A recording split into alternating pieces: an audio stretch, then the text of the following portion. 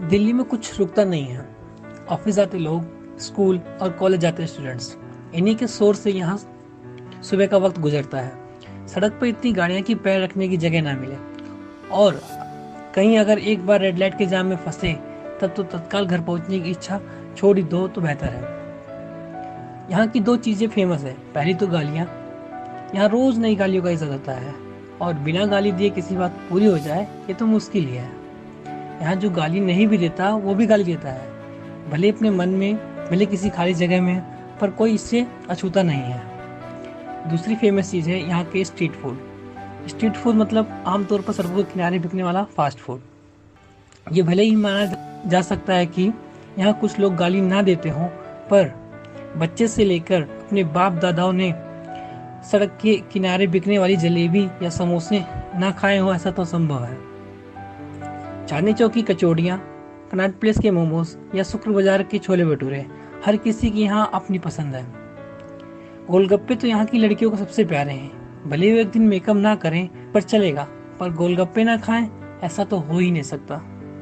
इसी शहर में समीर भी रहता है, जिसका घर तो एक छोटे से इलाके में है, पर इसके सपने इस शहर से भी बड़े हैं। वैसे तो समीर पढ़ाई में भी अच्छा है, पर इसका मन गायकी में भी अधिक लगता है।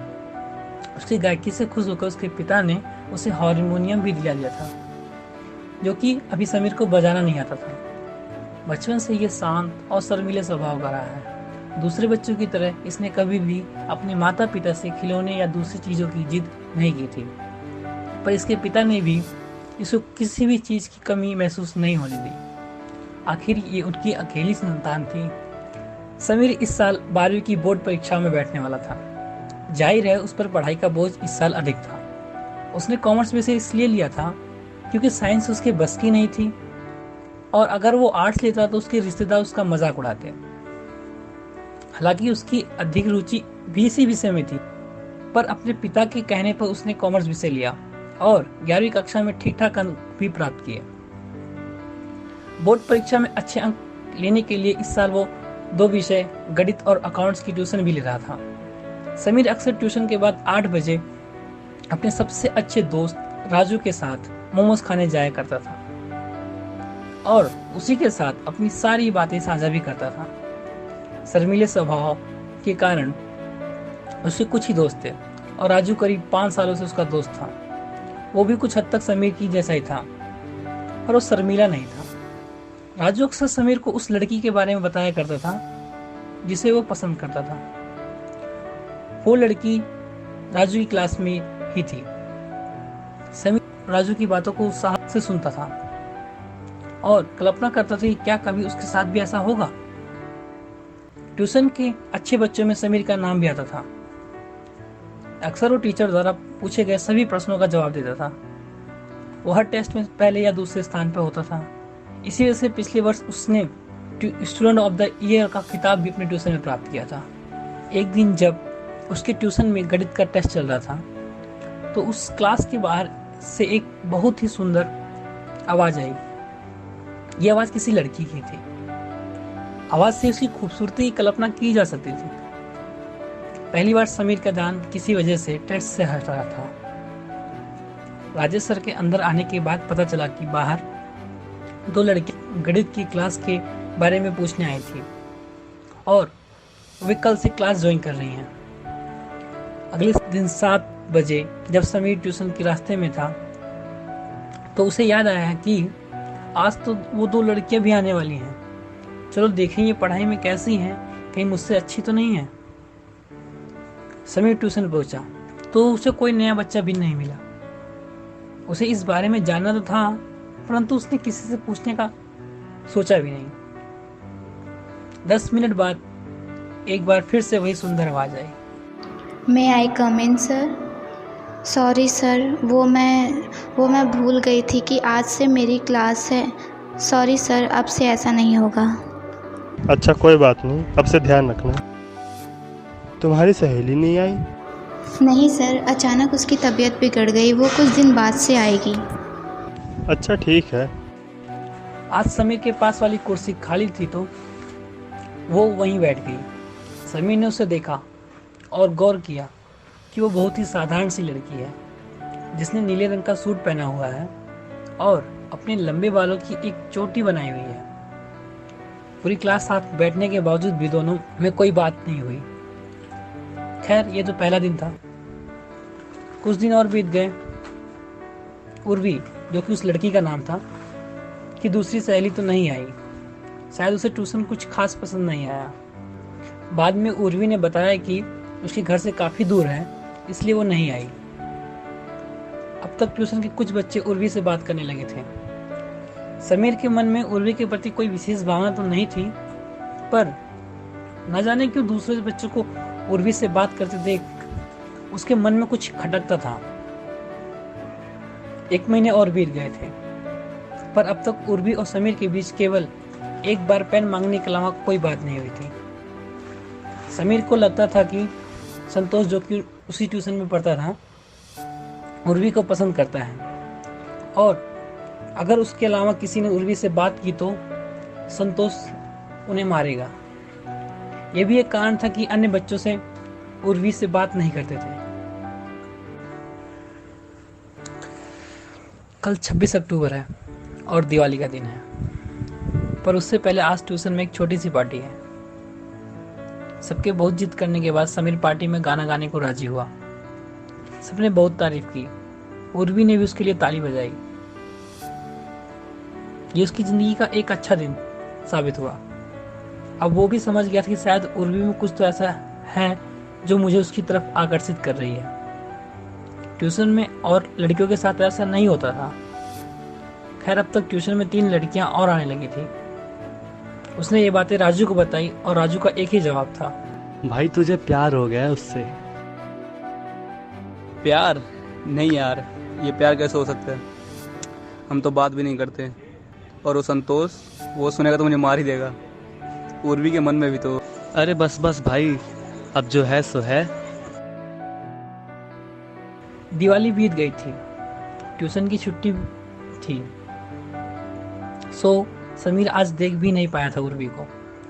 रोज की तरह जब समीर सोने से पहले अपना फोन चेक कर रहा था तो उसने देखा किसी उर्वी सिंह की रिक्वेस्ट फेसबुक पर आई है।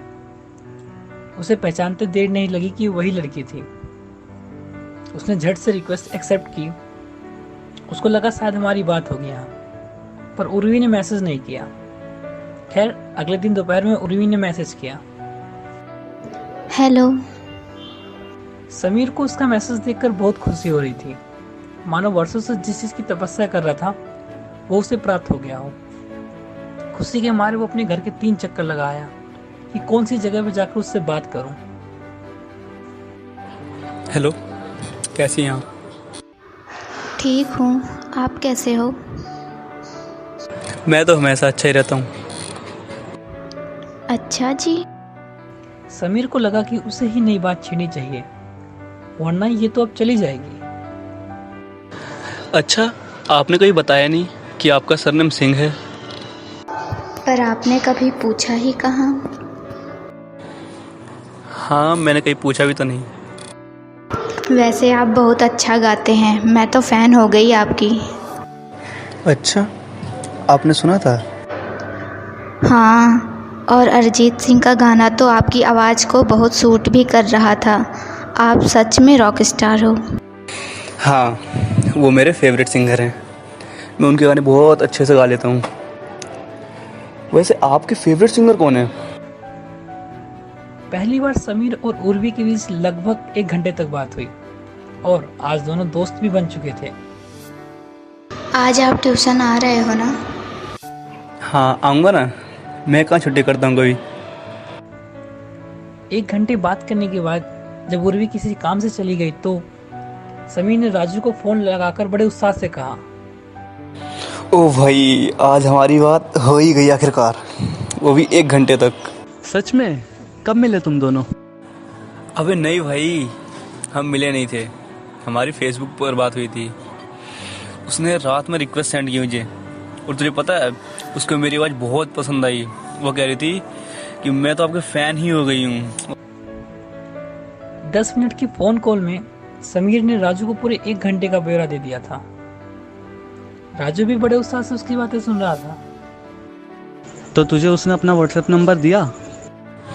ओह शिट, ये तो मैंने मांगा ही नहीं, पर कोई बात नहीं, अब जब बात होना शुरू हो गई है तो वो भी मांग ही लूंगा कुछ दिनों में। समीर भी उसका व्हाट्सएप नंबर लेना चाहता था, पर उसने राजू को इस बारे में कोई ज़्यादा उत्साह नहीं दिखाया। चल ठीक है भाई, तेरी भी निकल पड़ी अब तो। शाम के 6 बज गए थे और आज समीर ट्यूशन जाने के लिए पहले से भी ज़्यादा उत्साहित था। उसने आज पहली बार ट्यूशन जाने से पहले वो परफ्यूम भी लगाया था जो उसका परिवार सिर्फ किसी शादी या पार्टी में जाने के लिए लगाता था। आज समीर के लिए जल्दी 7 बज ही नहीं रहे थे और उससे और इंतजार सहा भी नहीं जा रहा था। आखिर इंतजार करने के बाद 7 बज ही गए। समीर ट्यूशन के रास्ते में यही सोचता जा रहा था कि आज मैं उर्वी के बगल वाली सीट पे बैठ जाऊंगा, क्या पता बात करने का मौका मिल जाए। पर समीर की किस्मत तो जैसे ग्रैंड लगा हो। आसपास तो क्या, आज उर्वी के पीछे वाली लाइन में भी कोई सीट खाली नहीं थी। समीर के तन के भीतर मानो कोई ज्वालामुखी फट गया हो, इतना क्रोध भर गया था। ओह, ये संतोष फिर आज इसके पास बैठ गया। इस संतोष के बच्चे को तो मैं एक दिन पिटवा कर रहूंगा। भला मैं इतनी तैयारी करके आया था और ये सेंट जो आज मैंने माँ से छुप के लगा लिया था, और माँ दोबारा से लगाने भी नहीं देगी। इस संतोष समीर, समीर। Yes sir. जी सर। तुम्हें 1 घंटे से आवाज़ दे रहा हूँ, कहाँ खोए हो तुम? सॉरी सर, वो थोड़ा सॉरी। जल्दी बताओ, मैंने क्या क्वेश्चन पूछा अभी? सॉरी सर, मैं ध्यान नहीं दे पाया। वो बाहर एक बिल्ली बैठी थी, मेरा ध्यान उसी पे था। सॉरी। हाँ तो तुम भी उस बिल्ली के पास जाके बैठ जाओ, पढ़ाई का सारा मूड खराब कर दिया। सॉरी सर, ऐसा दोबारा कभी भी नहीं होगा। I am so sorry. तुमने सुना नहीं? जल्दी से बाहर जाओ। समीर सिर झुकाकर बाहर चला जाता है। उर्वी भी टीचर के इस बर्ताव से थोड़ी नाराज हो जाती है और उसे समीर के लिए बुरा लगता है, पर वो कुछ कर भी नहीं पाती। आज का तो दिन ही खराब है मेरा। पहले मैं उर्वी के पास भी नहीं बैठ पाया, अब सर ने भी मुझे ट्यूशन से बाहर निकाल दिया। कितनी बेइज्जती हुई सर के सामने। अब उर्वी भी ना जाने क्या क्या सोच रही होगी मेरे बारे में। पूरा दिन खराब आज का। समीर के मन में ऐसे ही नकारात्मक विचारों की बारिश होने लगती है। घर जाकर इसी श्रम से समीर उर्वी को कोई मैसेज नहीं करता कि वो उसके बारे में क्या सोच रही होगी। समीर अब भी निराश था। रात के 10:30 बजे खुद उर्वी का मैसेज आता है।